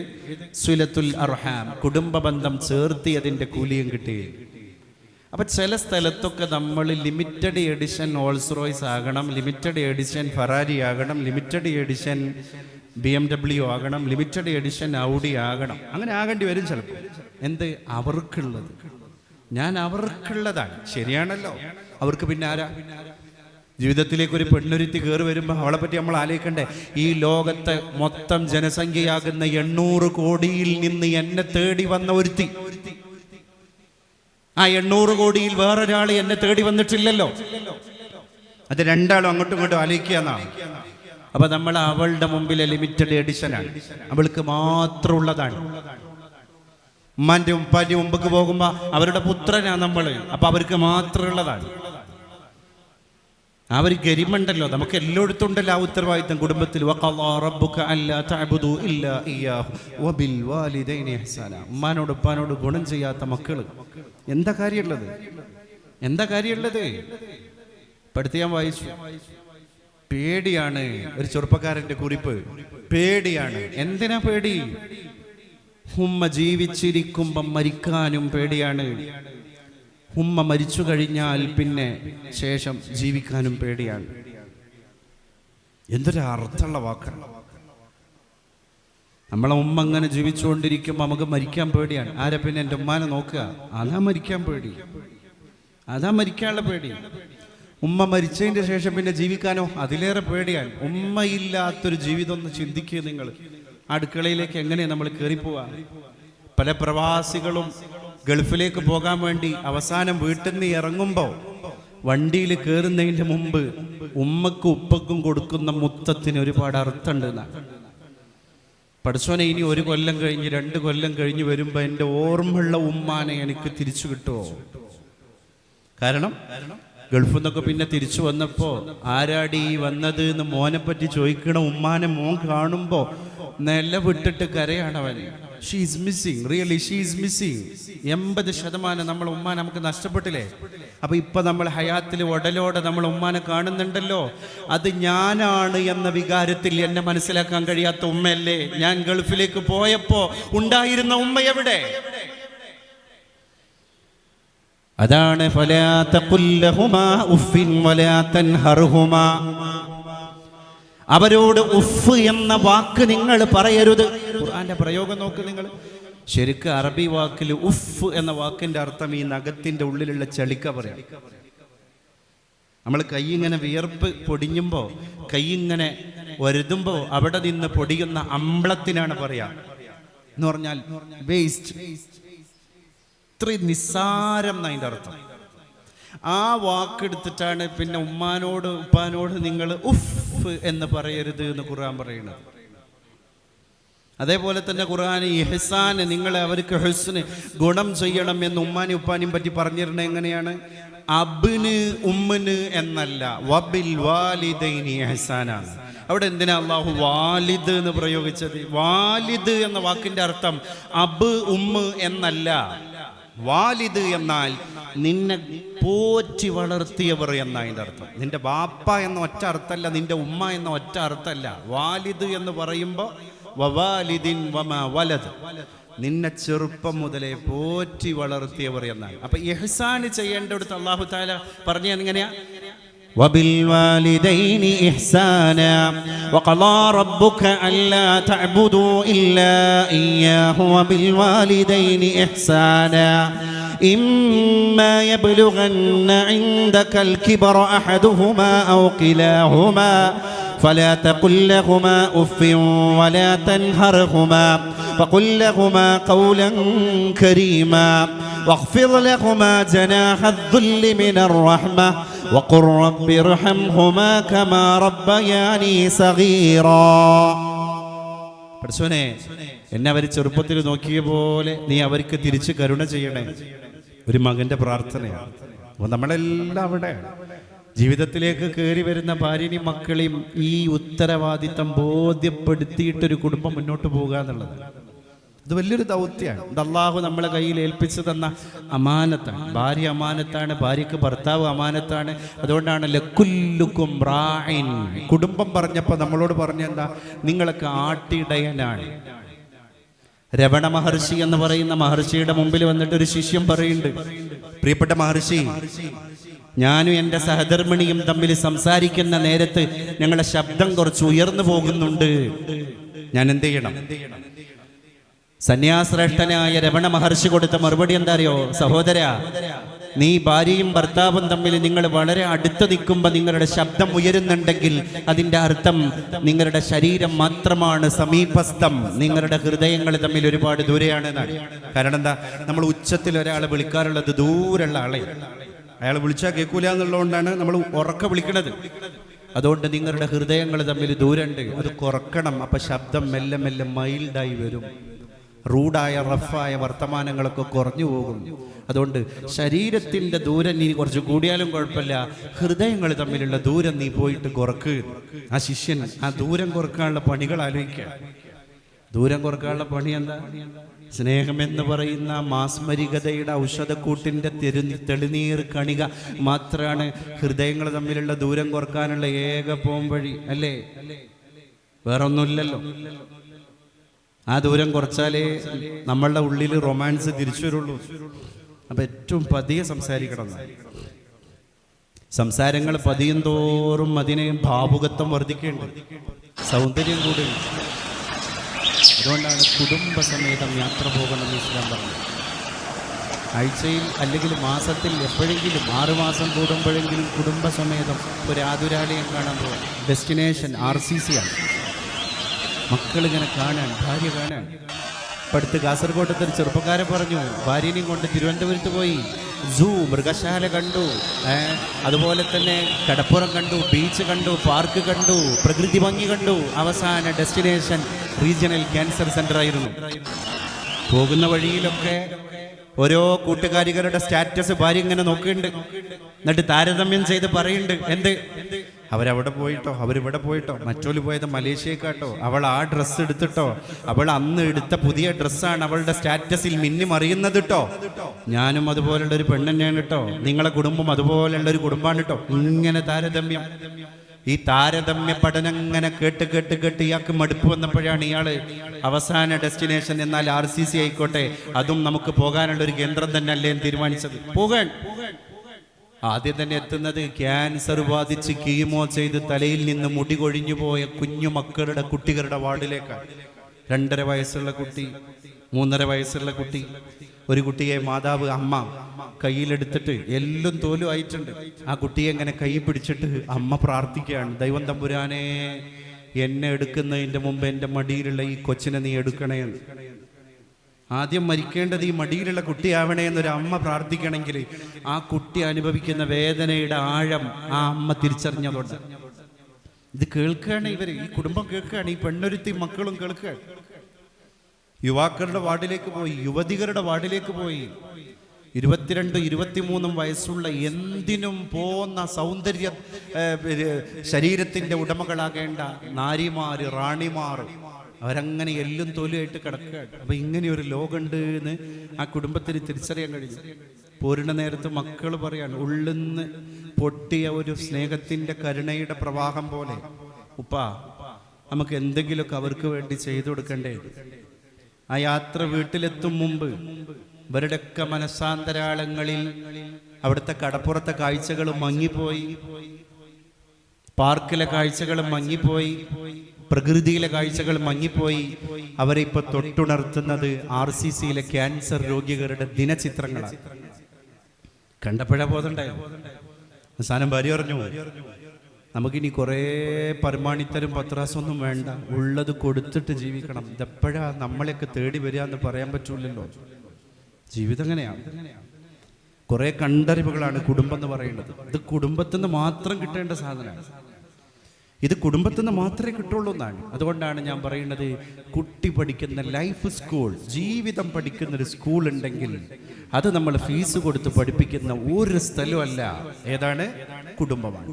സകുടുംബം സ്വർഗത്തിലേക്ക് പോകാൻ കഴിയണം. വികാരങ്ങൾ വീട്ടിൽ നിന്ന് വരട്ടെ. വേനൽക്കാലാകുമ്പോൾ പക്ഷിക്ക്, പറവക്ക് ഒരു പാത്രത്തിൽ വെള്ളം വെച്ച് കൊടുക്കാൻ ഉമ്മ പറയട്ടെ. അത് വലിയൊരു ചാപ്റ്ററാണ്, എവിടുന്നും കിട്ടാത്ത ചാപ്റ്ററാണ്. പൊതുപ്രവർത്തനത്തെ പറ്റി ഉമ്മ പറഞ്ഞു കൊടുക്കട്ടെ, ഉപ്പ പറഞ്ഞു കൊടുക്കട്ടെ. നമ്മളെ കുട്ടി ആണായാലും പെണ്ണായാലും ഒരു വളണ്ടിയർ ആകണം, എവിടെങ്കിലും ഒരു ആതുര സേവനം ചെയ്യണം. നമ്മൾ മരിച്ചു പോകും മുമ്പ് ഒന്ന് ജീവിക്കണ്ടേ? അപ്പോഴല്ലേ ജീവിതത്തിന് അർത്ഥമുള്ളൂ. അർത്ഥമുണ്ട് എൻ്റെ ജീവിതത്തിന് എന്ന് ആത്മധൈര്യത്തോടു കൂടെ പറയാൻ കഴിയണം. PK പാറക്കടവിൻ്റെ വിശപ്പ് എന്ന് പറയുന്ന ഒരു കഥ വായിച്ചു ഞാൻ ഈ അടുത്ത്. കഥാപാത്രങ്ങൾ ഒരു ഉപ്പയും ഒരു ഉമ്മയും ഒരു കുട്ടിയാണ്. ഭയങ്കര വിശപ്പുള്ളൊരു വീടാണ്. ഇന്നൊന്നിപ്പോൾ നമ്മളെ പുതിയ തലമുറക്ക് സങ്കല്പിക്കാൻ പോലും കഴിയൂല എന്ന് മാത്രമല്ല, അത്തരം വീടുകൾ കഷായത്തിൽ ചേർക്കാൻ പോലും ഇല്ല എന്നുള്ളത് കൊണ്ടാണ് നമുക്ക് ഗസയിലെ വിശപ്പ് പോലും ഒരു വിശപ്പായി തോന്നാത്തത്. ചിലപ്പോൾ ഞാൻ കുറ്റപ്പെടുത്തില്ല, ഞാൻ എന്നോട് പറയാം. അപ്പം അതിൽ അന്നത്തെ ഒരു കാലമാണ്. അതൊക്കെ ഇപ്പോൾ ഇവിടെ ഇരിക്കണ, അതുപോലെ സദസ്സിലിരിക്കുന്ന കാരണന്മാർക്കറിയാം. കർക്കിടകം ഇപ്പോൾ കഴിഞ്ഞിട്ടുള്ളൂ. നമ്മളെ മലപ്പുറത്ത് അതിന് കള്ളക്കർക്കിടകം എന്ന് പേരിട്ടിരുന്നു. ഒന്നും ഉണ്ടാവില്ല. ബലിയിട്ടൊരു വറ്റും തരായില്ല എന്നാണ് അന്നത്തെ കവി പറഞ്ഞത്. ഒന്നും ഉണ്ടാവില്ല. ഇതിൻ്റെ തൊട്ട് മുമ്പ്, മിഥുനത്തിൻ്റെ മുമ്പ് നമുക്ക് മാമ്പഴക്കാലുണ്ടായിരുന്നു. ആ മാമ്പഴക്കാലത്ത് പഴുത്ത് പാകമായ മാങ്ങൻ്റെ ചെത്തിങ്ങനെ എടുത്തിട്ട് കാമ്പോട് കൂടെ എടുത്തു വെച്ചിട്ട് തൊടിയിൽ വെയിലുള്ള സ്ഥലത്ത് കായാനിടുകയാണ്, ഉണക്കാനിടുകയാണ്. പൂള, കപ്പ ഉണക്കാനിടാൻ, വാട്ടപ്പൂളിയും മാങ്ങാത്തോലിയും. എന്തിനറിയോ? വലിയൊരു മഴക്കാലം വരാണ്ട് ബെറി എന്നാ പറയാ ഇവിടെ, ബെറിയുടെ കാലം. ഒന്നും ഉണ്ടാവില്ല. അപ്പൊ നമുക്ക് എടുത്ത് കഴിക്കാനേ ഇന്ന് സങ്കല്പിക്കാൻ കഴിയുമോ നമുക്ക്? ഇല്ല. ഓണം വരാൻ പോവാണ്. സുലഭമാണ്, സമൃദ്ധമാണ് നമ്മുടെ ഓണം, അല്ലേ? ഓണം മല നാട്ടിൽ എത്തിയിടുന്നു, കാണാൻ പെരുമാള് വന്നിടുന്നു, ഓടയിൽ നിന്നൊരു വാട പൊങ്ങി, ഓണപ്പെരുമാള് മൂക്കുപൊത്തി.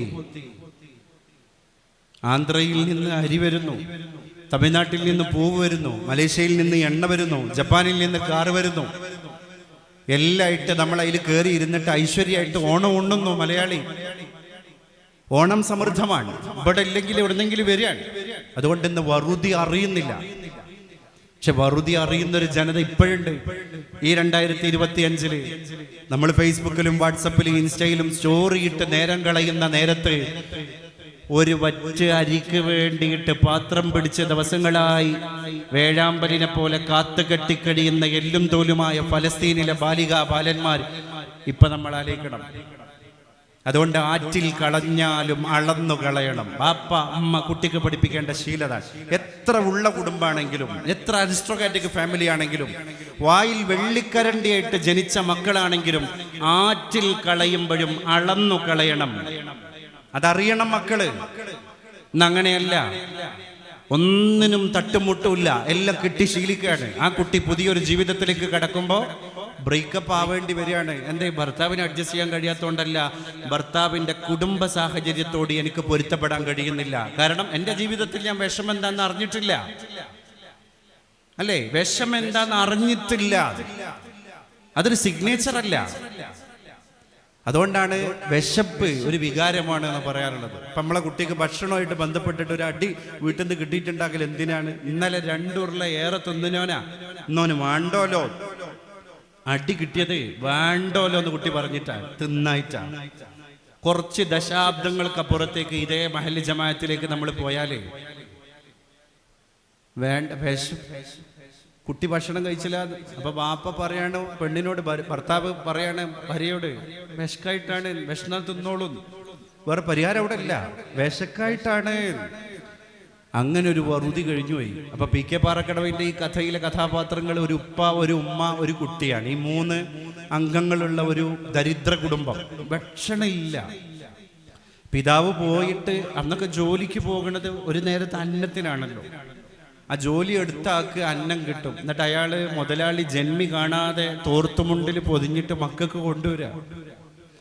ആ ജോലിക്കും പോകാൻ കഴിയാതെ ഇയാൾ അവശനാവാണ്. അവസാനം ബാപ്പ മരിക്കുകയാണ്. അപ്പൊ ചെറിയ കുട്ടിയാണ്, കുട്ടി ഒട്ടും പൊട്ടും തിരിയാത്ത കുട്ടിയാണ്. ബാപ്പ മരിച്ചപ്പോഴും കുട്ടിക്ക് ബാപ്പ മരിച്ചു എന്നുള്ള വിഷമത്തിന്റെ അപ്പുറത്ത് അതൊന്നും ഗ്രഹിച്ചെടുക്കാനുള്ള ഒരു ഗ്രാഹ്യശേഷി കുട്ടിക്കില്ല. പ്രായം അങ്ങനെയാണ്. പക്ഷെ ഈ കുട്ടിക്ക് ഒരു കാര്യം ഗ്രഹിക്കാൻ പറ്റുന്നുണ്ട്, എൻ്റെ പള്ളേ പൈപ്പ് മാറിയിട്ടില്ല. ബാപ്പ മരിച്ച ദിവസം പെരയിൽ ചെറിയ പന്തലൊക്കെ കെട്ടി ആൾക്കാരിങ്ങനെ കൂടിയപ്പോഴും ഇവന്റെ പ്രതീക്ഷ എന്താ അറിയോ? വരുന്നോലെ കൈക്ക് ഇങ്ങനെ നോക്കുക, വല്ല പൊതിയുണ്ടോ? ഒന്നുമില്ല. അന്ന് പിന്നെ ആരും ഇവന്റെ വിശപ്പ് നോക്കണില്ലല്ലോ, എല്ലാവരും ശേഷക്രിയകൾക്കുള്ള തിരക്കിലാണ്. അങ്ങനെ ഉപചാരപൂർവം പിതാവിന്റെ ശേഷക്രിയകളൊക്കെ നടന്ന് മയ്യത്തൊക്കെ മറവ് ചെയ്ത് പിന്നെയും വീട്ടിലേക്ക് ഇങ്ങനെ സന്ധ്യാനേരം മുതൽ ആളൊഴുക്കാണ്. ആരെ കയ്യിലും പൊതിയില്ല, ഭക്ഷണ പദാർത്ഥങ്ങളില്ല. ഇവരൊക്കെ പിന്നെ എന്തിനു വരിക എന്നാണ് ഈ കുട്ടിയുടെ ഭാഷ. 2ാമത്തെ ദിവസമായി. അപ്പോഴും ആൾക്കാർ തഴ്സിയത്തിന് വരുന്നുണ്ട്, ആശ്വസിപ്പിക്കാൻ വരുന്നുണ്ട്. ആ ദിവസം അങ്ങനെ കഴിഞ്ഞു. വിശപ്പന്നെ കൂട്ടിനുള്ളത്, വേറൊന്നുമില്ല. ചുരുണ്ട് കൂടി അവൻ ഉറങ്ങി തീർത്തു അന്നത്തെ രാത്രിയും. പിന്നുള്ളത് 3ാമത്തെ ദിവസമാണ്. അന്ന് ചെറിയൊരു പന്തലൊക്കെ കെട്ടി, 3 കല്ലൊക്കെ പൂട്ടി, ചെമ്പൊക്കെ വെച്ച് ഒരു തീ ആളുന്നുണ്ട് അവിടെ. അപ്പൊ ഈ കുട്ടിക്ക് ഇങ്ങനെ ഒരു പ്രതീക്ഷ, ഇന്ന് ഭക്ഷണമൊക്കെ ഉണ്ട്. അപ്പൊ കണ്ണൂക്കിൻ്റെ ദിവസമാണ്, 3ന്റെ ദിവസമാണ്. അന്ന് ഉച്ചയായപ്പോ അവന് നല്ല ഇറച്ചിയും അതുപോലെ തന്നെ മോരും കറിയും കിട്ടി. നല്ല സുഭിക്ഷമായിട്ട് കഴിച്ചിട്ട് അപ്പുറത്ത് ഇരിക്കണം ഉമ്മാന്റെ അടുത്തേക്ക് കറക്റ്റ് നീക്കിക്കാണ്ട് പോയി ചോദിക്കണ ഒരു ചോദ്യമുണ്ട്, ഉമ്മ എന്നാ മരിക്കുക? അതിലെല്ലാം ഉണ്ട്. ഉമ്മ എന്നാ മരിക്കുക എന്ന് ചോദിക്കണതിൽ എല്ലാം ഉണ്ട്. കാരണം 3ന്റെ അന്നുള്ള ചോറാണ്. ഇതൊരു പ്രഹസനായിരുന്നില്ല, അതൊരു കഥയിലെ ഒരു ജീവിതത്തിന്റെ നഗ്ന ചിത്രം ഒപ്പിയെടുക്കായിരുന്നു. ഇത് നമുക്ക് ബോധ്യപ്പെടണമെങ്കിൽ ഒന്ന് ഫലസ്തീൻക്ക് തിരിഞ്ഞു നോക്കിയാൽ മതി. അപ്പൊ കൃത്യമായിട്ട് മനസ്സിലാവും. ഞങ്ങളെ പട്ടിണി മാറ്റിത്തരൂ ഉമ്മ എന്ന് മടിയിൽ കിടന്നിട്ട് എല്ലും തോലുമായ കുട്ടി ഉമ്മാനോട് പറയുമ്പോ ഉമ്മ കരയാണ്. പട്ടിണി മാറ്റാൻ ഉമ്മാന്റെ കയ്യിൽ എന്താണുള്ളത്? നമ്മളൊക്കെ കല്യാണങ്ങളുടെ ആർഭാടങ്ങൾ അല്ലേ, നമുക്കൊക്കെ ഒന്ന് കുറച്ചുകൂടെ. എന്ത് വലിയ ആർഭാട കല്യാണം നടത്തിയാലും ഇത് ഭക്ഷണം കഴിച്ച് പൗരബോധമുള്ള യുവാവും യുവതിയും പല്ലിൽ കുത്തിയിട്ട് അവിടുന്ന് ഇറങ്ങി പോകുമ്പോൾ അവർ ഷെയർ ചെയ്യണ എന്തിനാണ്? എന്നാൽ ഇത്രയൊന്നും വേണ്ടിയില്ലായിരുന്നു. പിന്നെ ആർക്കാണ് നമ്മൾ നടത്തുന്നത്? ഇന്ന് യുവാക്കൾ യുവതികൾ എന്നൊക്കെ പറഞ്ഞാൽ പണ്ടത്തെ പോലെ അല്ലല്ലോ, എല്ലാം കൃത്യമായിട്ട് റീഡ് ചെയ്യണ കാലമാണ്. വായനാശേഷി ഉണ്ടായി, ഒരുപാട് കാഴ്ചകൾ ദൈനംദിനം കാണുകയാണ്, ഒരുപാട് ചാരിറ്റിയിൽ ഇവർ വർക്ക് ചെയ്യാണ്, ഒരുപാട് രോഗികളെ കാണുകയാണ്. അപ്പൊ ഈ ആർഭാട കല്യാണം നടത്തിയിട്ട് ഭക്ഷണം കഴിച്ചു പോകുന്നവൻ പന്തലിന്റെ അപ്പുറത്തുനിന്ന് പറയാണ് കുറച്ച് ഓവറായില്ലേ. പിന്നെ ആർക്കാ നമ്മൾ ഈ വിഭവങ്ങളെ കൊണ്ടുള്ള ഘോഷയാത്ര പൊടിപ്പും തൊങ്ങലുമായിട്ട് ഒരുക്കിയത്? അപ്പൊ അവിടെ ആവശ്യത്തിന് ഭക്ഷണം കൊടുത്ത് പ്രൗഢിയോടെ എല്ലാവരും സൽക്കരിക്കുക, അതാണ് കല്യാണം. സന്തോഷ് എച്ചിക്കാനത്തിന്റെ ബിരിയാണി എന്ന് പറയുന്ന ഒരു പുസ്തകമുണ്ട്, നമ്മൾ വായിക്കേണ്ട പുസ്തകമാണ് ബിരിയാണി. കാസർകോട്ടെ ഒരു കലന്തൻ ഹാജിയാണ് അതിലെ കഥാപാത്രം. സന്തോഷിച്ചിക്കാനും ഒരു ഇതര മതസ്ഥനായതുകൊണ്ടും കാസർഗോഡ് ഈ ആർഭാട കല്യാണം നടത്തുന്നത് അദ്ദേഹത്തിൻ്റെ സഹോദര മതസ്ഥരായ നമ്മളെ കൗമായതുകൊണ്ടും അദ്ദേഹത്തിന് അത് മുസ്ലിങ്ങൾ തന്നെയാണ് ഇതിൽ കൂടുതൽ ഇങ്ങനെ നടത്തുന്നവർ എന്ന് പറയാതെ പറയണം. അപ്പോൾ അതിന് അദ്ദേഹം പ്രതീകാത്മകമായിട്ട് അവിടെ പ്രതീകവൽക്കരിക്കുന്നത് അവിടെ വളരെ റയറായിട്ടുള്ള ഒരു പേരുള്ള കഥാപാത്രത്തെയാണ് കലന്തൻ ഹാജി. കാരണം ഇന്നിപ്പോൾ എല്ലാ മതക്കാരും ഇരിക്കുന്ന ഈ സദസ്സിൽ തന്നെ ഞാനത് പറയാണ്, ഇന്നിപ്പോൾ എന്ത് ചെയ്യുമ്പോഴും ചേരുംപടി ചേർക്കണ കാലമാണ്. റഫീഖ് അഹമ്മദിൻ്റെ ഒരു കവിത ഞാൻ പഠിത്ത് വായിച്ചു. കുട്ടൻ നമ്പൂതിരി മുറ്റത്ത് മൂത്രമൊഴിച്ചത് ശരിയായില്ല എന്ന് ചിലർ പറഞ്ഞാൽ അപ്പുറത്ത് ഉമ്മറാജി ഉമ്മറക്കോലായിൽ തുപ്പിയത് ശരിയായില്ല എന്ന് മറ്റു ചിലർ പറയും. തിരിച്ചാൽ മറിച്ചും മറിച്ചാൽ തിരിച്ചും എന്നാണ് റഫീഖ് അഹമ്മദിൻ്റെ കവിത. തിരിച്ചാൽ മറിച്ചും മറിച്ചാൽ തിരിച്ചും, അങ്ങനെ എല്ലാം ചേരുംപടി ചേർക്കുന്ന ഒരു കാലഘട്ടത്തിലാണ് കുന്നത്ത് മഹല്ല് എല്ലാവരും വിളിച്ചത്. ഇതിന് വലിയൊരു പ്രസക്തിയുണ്ട്. കാരണം എന്താ അറിയോ, ഒരു മഹല്ലിന്റെ പുരോഗതി എല്ലാവരും പുരോഗതിയാണ്. ഇവിടുത്തെ മുസ്ലിമിന്റെ മാത്രമല്ല, ഹൈന്ദവന്റെ ക്രൈസ്തവന്റെ ഏത് മക്കളും കുടിയിൽ പെട്ടുപോയാൽ, പൊടിയിൽ പെട്ടുപോയാൽ, ഹാഷിഷിൽ പെട്ടുപോയാൽ, കറക്ക് കമ്പനിയിൽ പെട്ടുപോയാൽ അതിന്റെ ചീത്തപ്പേര് നമുക്ക് എല്ലാവർക്കും. നമ്മളെ കുട്ടികൾ മോശമായാൽ അതിൻ്റെ അനന്തരഫലം നമ്മളെല്ലാവരും അനുഭവിക്കുന്നത്. അത് ആ മതക്കാരൻ്റെ ദീത മതക്കാരൻ്റെത് എന്ന് പറഞ്ഞു നിൽക്കേണ്ട കാലല്ലത് എന്നൊരു വലിയ സന്ദേശമാണ് ഈ മഹല്ലി കമ്മിറ്റി കൊടുക്കുന്നത്. അത് വലിയൊരു തിരിച്ചറിവാണ്. അപ്പം ഞാൻ പറഞ്ഞെന്താ, സന്തോഷ് എച്ചിക്കാനത്തിൻ്റെ ഞാൻ അവസാനിപ്പിക്കുകയാണ്. 11:30 മണി തുടങ്ങിയതെപ്പോഴാണ് നോക്കണ്ട, 1.5 മണിക്കൂർ എന്നുള്ളത്. പക്ഷേ നമുക്ക് 11:30 മണിയാണ് എൻ്റെ സെഷൻ അവസാനിക്കുന്ന കട്ട് ഓഫ് ടൈം. അതുകൊണ്ട് ഞാൻ അവസാനിക്കുന്ന ടൈമിനാണ് പ്രാധാന്യം കൊടുക്കുന്നത്. തുടങ്ങിയത് എപ്പോഴാണ് നോക്കണില്ല. കാരണം കുറച്ചൊന്ന് വൈകി ഓടിയത് കൊണ്ട് അടുത്ത ഷെഡ്യൂളിനെ ബാധിക്കരുത് എന്ന് വിചാരിച്ചിട്ട്. അപ്പോൾ ഞാൻ അവസാനിപ്പിക്കാം. അപ്പോൾ എച്ചിക്കാനം കലന്തനാജിയുടെ കല്യാണത്തിൻ്റെ കഥ പറഞ്ഞിട്ടാണ് ബിരിയാണി എന്ന് പറയുന്ന ഒരു കഥ മലയാളിക്ക് സമ്മാനിച്ചത്. അതും വായിക്കണം നമ്മൾ. അപ്പം അതിൽ കലന്തനാജി കല്യാണമൊക്കെ നടത്തിയിട്ട് ഉശ്ശരായിട്ട് കല്യാണമൊക്കെ പൊടിച്ച് കല്യാണമെല്ലാം ഉഷാറായിട്ട് നടന്ന് അവസാനം കലന്തനാജിയുടെ തന്നെ കണ്ടീഷൻ എന്താ അറിയോ, കല്യാണമൊക്കെ കഴിഞ്ഞ് എല്ലാവരും തിന്ന് ബാക്കിയായി പോയാൽ 2 ചെമ്പ് ചോറ് അവിടെ അവശേഷിക്കണം. നല്ല ബസുമതി അരിയുടെ 2 ചെമ്പ് ചോറ്. അപ്പം അതിന് കലന്തനാജി അദ്ദേഹത്തിൻ്റെ കാര്യസ്ഥനായ ഒരു മനുഷ്യനെ കാസർഗോഡ് ബസ് സ്റ്റാൻഡിൻ്റെ പരിസരത്തേക്ക് പറഞ്ഞയച്ചിട്ട് അവിടെയുള്ള ഒരു ഇതര സംസ്ഥാന തൊഴിലാളിയെ കൊണ്ടുവരാൻ. എന്തിനാണ്? വേസ്റ്റായ ചോറ് കുഴിച്ചു മൂടാൻ വേണ്ടി കുഴി വെട്ടാനാണ് കൊണ്ടുവരുന്നത്. ബഹുമാന്യനായ നമ്മുടെ അടുത്ത സെഷൻ കൈകാര്യം ചെയ്യാനുള്ള അഭിമന്യനായ ഉസ്താദ് അവർകൾ, സഖാഫി ഉസ്താദ് അവർകൾ നമ്മുടെ വേദിയിലേക്ക് കടന്നു വന്നുകൊണ്ടിരിക്കുകയാണ്. ഉസ്താദ് റഹ്മത്തുള്ള സഖാഫി അളമരം, അള്ളാഹു ആഫിയത്തുള്ള ദീർഘായുസ് നൽകി അനുഗ്രഹിക്കുമാറാകട്ടെ എന്ന് ഞാൻ സാന്ദർഭികമായി പ്രാർത്ഥിക്കുന്നു. അപ്പൊ പ്രിയപ്പെട്ടവരെ, ഇതില് ഈ സന്തോഷ് എച്ചിക്കാനത്തിന്റെ ഈ കഥയിൽ അവസാനം ഈ കാര്യസ്ഥൻ കാസർഗോഡ് അങ്ങാടിയിൽ നിന്ന് ഒരു ഇതര സംസ്ഥാന തൊഴിലാളിയെ കൊണ്ടുവരുന്നു. അയാളുടെ പേര് ബീഹാർ സ്വദേശിയാണ്. അതുകൊണ്ട് യാദവാണ്, ഗോപാൽ യാദവ്. ഗോപാൽ യാദവിനെ കൊണ്ടുവന്നിട്ട് ദിവസക്കൂലി ഉറപ്പിച്ച് ഗോപാൽ യാദവിന്റെ കയ്യിൽ ഒരു തൂമ്പ കൊടുക്കുകയാണ്, ഒരു കൈക്കോട്ട് കൊടുക്കുകയാണ്. ഗോപാൽ യാദവിന് ഈ കല്യാണത്തിൽ ഇടപെടാനുള്ള ഒരു അധികാരമില്ല, ഒരു സ്വാതന്ത്ര്യമില്ല. ഗോപാൽ യാദവിന്റെ ഡ്യൂട്ടി എന്താണ്? കല്യാണം പൊടിക്കുന്ന കലന്തൻ ഹാജിയുടെ പന്തലിന്റെ പിന്നാമ്പുറത്തെ തൊടിയിലെ 2 ആൾ താഴ്ചയിൽ ഭീമാകാരമായ കുഴി വെട്ടണം. കാരണം എന്താ? 2 ചെമ്പ് ചോറ് ബാക്കിയാകണം എന്ന് തബ്ബാഖിന് കൊടുത്ത കണ്ടീഷനാണ്. എന്തിനാണ്? അതൊരു പ്രസ്റ്റീജാണ്. അവസാനം ആ ചെമ്പ് ബാക്കിയായി. കല്യാണം കൂടിയവരൊക്കെ തിരിച്ചു പോയിട്ട് ഗോപാൽ യാദവ് കുഴിയിലേക്ക് മറിച്ചിടുമ്പോൾ കലന്തനാജിയുടെ മകൻ വന്നിട്ട് പറയണം, അങ്ങനെ മറിച്ചിട്ടിട്ട് മണ്ണിട്ടാ പോരാ, അത് ശരിക്ക് ബന്ധവസ്ഥ ആയിട്ട് അടിയിൽ കിടക്കണമെങ്കിൽ കാലുകൊണ്ടൊന്ന് ചവിട്ടണം. അപ്പൊ ഗോപാൽ യാദവ് ചോദിക്കുകയാണ്, ഇതേതാ അരി?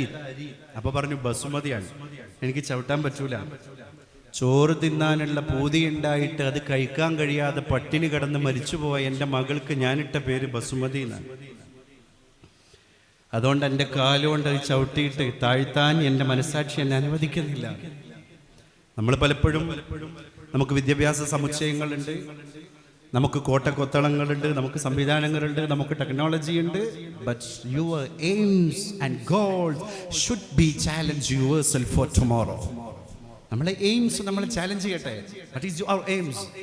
നമ്മളെ എയിംസ് എന്ന് പറഞ്ഞാൽ charity, love, care, consideration, forgiveness, respect, ഇങ്ങനെയുള്ള കുറേ സാധനങ്ങളാണ്. ഇത് കുടുംബത്തിൽ ഒന്ന് നട്ട് വളർത്തി നോക്ക്, എന്ത് രമ്യത ഉണ്ടാകും മക്കളിൽ. അങ്ങനെ സ്വഭാവമുള്ള മക്കൾ വരട്ടെ, ഡിഗ്രി ഒക്കെ അവർ നേടും, വിദ്യാഭ്യാസത്തിൻ്റെ അപ്പോസ്തലന്മാരായി അവർ മാറും. അവർക്ക് ആകെ വരൾച്ച അനുഭവപ്പെടുന്നത് ഈ ഒരൊറ്റ കാര്യത്തിലായിരുന്നു. അതുകൊണ്ടാണല്ലോ പ്രവാചകന്മാരുടെ ഹിസ്റ്ററി എടുത്ത് നോക്ക്, മിക്ക പ്രവാചകന്മാരും നിയുക്തരായത് ട്രൈബ്സിലേക്കാണ്. എന്തിനാണ്? അവിടെ ഒരു ബയോളജി വർക്ക് ചെയ്യാണ്ട് നമ്മൾ ജൈവികമായി ജീവിക്കണം എന്നാണ്. നബിതങ്ങൾ തന്നെ പറഞ്ഞില്ലേ, ഇന്നമാ അന ബശറും മിസ്ലുക്കും, biologically I am one of you. ഞാൻ നിങ്ങളെപ്പോലെ ഒരു മനുഷ്യനാണ്. നിങ്ങളെപ്പോലെ തിന്നുന്നു, കുടിക്കുന്നു, ഉറങ്ങുന്നു, ഉണരുന്നു, ഭാര്യാഭർത്തൃ ബന്ധം പുലർത്തുന്നു. ഞാനൊരു ബാപ്പയാണ്, ഞാനൊരു പിതാമഹനാണ്, അല്ലേ? ഫാത്തിമാനെ ഉമ്മു അബീഹ എന്ന് വിളിച്ച ആളാണ് മുഹമ്മദ് നബി സല്ലല്ലാഹു അലൈഹി വസല്ലം. ഒരു മോളെ ഒരു വാപ്പ അങ്ങനെ വിളിച്ചിട്ടുണ്ടോ ചരിത്രത്തിൽ? എൻ്റെ ഫാത്തിമ ആരാണെന്ന് നിങ്ങൾക്കറിയോ? അവളെ വാപ്പാന്റെ അല്ല, അവളെ പിതാവിന്റെ ഉമ്മയാണ് അവൾ, ഉമ്മു അബീഹ. കാരണം ആ മകളും പിതാവും തമ്മിലുള്ള ബോണ്ട് അങ്ങനെയാണ്, അതിന്റെ കെമിസ്ട്രി അങ്ങനെയാണ് വർക്ക് ചെയ്തത്.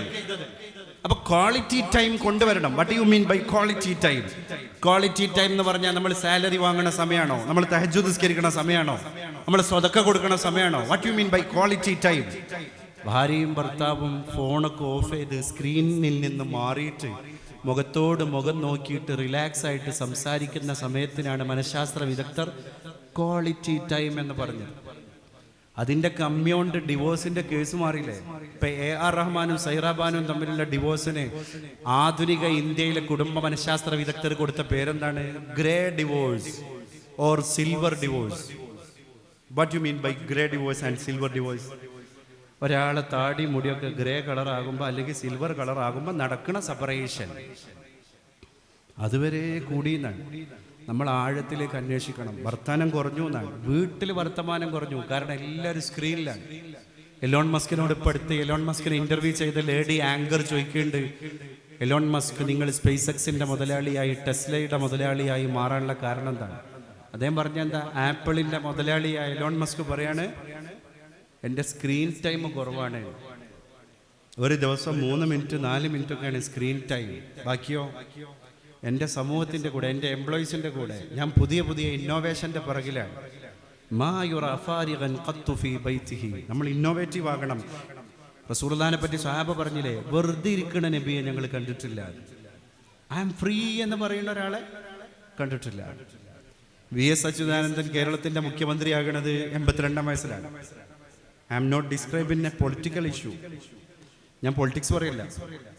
അപ്പം മാധ്യമപ്രവർത്തകർ അദ്ദേഹത്തിൻ്റെ മുമ്പൊക്കെ മൈക്ക് നീട്ടിയിട്ട് ചോദിക്കുന്നുണ്ട്, നിങ്ങൾ 82-ാം വയസ്സിലാണ് CM ആകണത്, 82-ാം വയസ്സിലൊക്കെ നമ്മൾ റെസ്റ്റ് എടുക്കുന്ന സമയം. അപ്പം അതുകൊണ്ട് നിങ്ങൾക്ക് വാർദ്ധക്യത്തിൻ്റെ സഹജമായ അവശതകളുണ്ട് എന്നൊക്കെ ഇവിടെ പറയുന്നുണ്ട്. അപ്പം VS പറഞ്ഞു, TS തിരുമുമ്പിൻ്റെ കവിത എടുത്തിട്ട് എന്താ പറഞ്ഞത്? തലനരക്കുന്നതല്ലൻ വൃദ്ധത്വം, തലനരക്കാത്തതല്ലൻ യുവത്വം, കൂടിയ ദുഷ്പ്രഭുത്വത്തിന്റെ മുമ്പിൽ തലകുനിക്കാത്തതാണ് യുവത്വം. അസ്മഴി എന്ന് പറയുന്ന മഹാനായ പണ്ഡിതനും പറഞ്ഞിട്ടുണ്ട്, 120 വയസ്സുള്ള ഒരാളെ കണ്ടു അത്രേ. അപ്പൊ ചോദിച്ചു അത്രേ, ഈ 120-ാമത്തെ വയസ്സിൽ നിങ്ങൾ ഇങ്ങനെ ചിരിച്ച് എണീറ്റ് നടക്കാനുള്ള കാരണം എന്താണ്? അപ്പൊ ആ 120-കാരൻ കൊടുത്ത മറുപടി എന്താ അറിയോ? തറഖ്തുൽ ഹസദ ഫബഖിയൽ ജസദു. ഞാൻ ഹസദ് ഒഴിവാക്കി, അപ്പൊ ജസദ് ബാക്കിയായി. ജലസി. ഇതുവരെ ഞാൻ ആരോടും അസൂയ വെച്ചിട്ടില്ല. അപ്പൊ എനിക്ക് ഇങ്ങനെ ജീവിക്കാൻ കഴിഞ്ഞു. മക്കളെ നമ്മൾ പഠിപ്പിക്കേണ്ട വലിയ പാടാണ്. ജലസിയാണ് ഒരു കുട്ടിയിൽ ഏറ്റവും റിമാർക്കബിൾ ആയിട്ട് കടന്നു വരുന്ന ഒരു സ്വഭാവം. ചെറിയ കുട്ടിയെ കിടക്കണ്ടാവും. നമ്മളെ കുട്ടികളെ മാർക്ക് വെച്ച് പോലും കമ്പയർ ചെയ്യരുത്. മാർക്ക് വെച്ചിട്ട് നമ്മളെ കുട്ടി 94% മാർക്ക് നേടിയിട്ടുണ്ട്. പക്ഷേ നമ്മളെ കുട്ടി നേട്ടം നേടിയവനാകുന്നത് എപ്പോഴറിയോ? അയൽപ്പക്കത്തെ കുട്ടിക്ക് 90% അതിൽ താഴെയോ ആണെങ്കിൽ മാത്രമേ നമ്മളെ കുട്ടിയുടെ 90% കളറുള്ളൂ. നമ്മളെ അയൽപ്പക്കത്തെ കുട്ടി 96% നമ്മളെ കുട്ടി ഒന്നിനും കൊള്ളാത്തവനായി. എവിടുന്ന് വന്നു ഈ കമ്പാരിസൺ? അത് ചെറുപ്പത്തിലുണ്ടാക്കില്ലേ? പാർക്കിൽ കളിക്കുന്ന കുട്ടികളുണ്ടാവും. ഒരു കുട്ടി അതേ പ്രായമുള്ള വേറെ കുടുംബത്തിൽ നിന്ന് വന്ന കുട്ടിയുടെ കയ്യിൽ ഒരു ടോയ് കണ്ടു. അപ്പൊ കരച്ചിൽ തുടങ്ങി. അപ്പൊ ആ കുട്ടിയുടെ അമ്മ ആ കുട്ടിയുടെ കയ്യിൽ നിന്ന് ടോയ് മാറ്റി വെച്ചു. അപ്പൊ കരച്ചിൽ നിന്നു. ഈ ടോയ് ഇവന് കിട്ടിയതുകൊണ്ടാണോ കരച്ചിൽ നിർത്തിയത്? അല്ല, പിന്നെന്താ? അവൻ ഉടമപ്പെട്ടത് അവൻ ഇല്ലാതായി എന്നറിഞ്ഞതിലുള്ള സന്തോഷം കൊണ്ട് കരച്ചിൽ നിന്നതാണ് എന്നാണ് മനഃശാസ്ത്ര വിദഗ്ധർ പറയുന്നത്. അവിടെ വളരുണ്ടത്രേ ജലസി. അപ്പം ഹസദില്ലാത്ത, അസൂയയില്ലാത്ത, ഇളച്ചി മൂത്തച്ചിയും തമ്മിൽ കമ്പാരിസൺ ഇല്ലാത്ത, ഏട്ടനും അനിയനും തമ്മിൽ താരതമ്യമില്ലാത്ത ഇൻക്ലൂസീവായ ഒരു ഫാമിലി ലൈഫാണെങ്കിൽ ഏറ്റവും ദീർഘായുസ് ഉണ്ടാകും, ഏറ്റവും സന്തോഷം ഉണ്ടാകും. ഒരു കുഴപ്പവും പ്രശ്നവും ആ കുടുംബത്തിൻ്റെ അകത്തുണ്ടാകില്ല. അതുകൊണ്ടാണ് മഹാന്മാർ പറഞ്ഞത് സകുടുംബം സ്വർഗത്തിലെത്തണം. ഇവിടെ മാത്രമല്ല, A happy family is an earliest heaven. യഥാർത്ഥ സ്വർഗത്തിലേക്ക് പോകുന്നതിന് മുമ്പ് നേരത്തെ കിട്ടിയ സ്വർഗ്ഗമാണല്ലോ നമ്മളെ കുടുംബം. അള്ളാഹു അങ്ങനെയുള്ള ഒരു കുടുംബമാക്കി നമ്മളെ കുടുംബത്തെ മാറ്റട്ടെ. വാഹിർ ദഅ്വാനാ അൽഹംദുലില്ലാഹി റബ്ബിൽ ആലമീൻ. അസ്സലാമു അലൈക്കും വറഹ്മത്തുള്ളാഹി വബറകാതുഹു.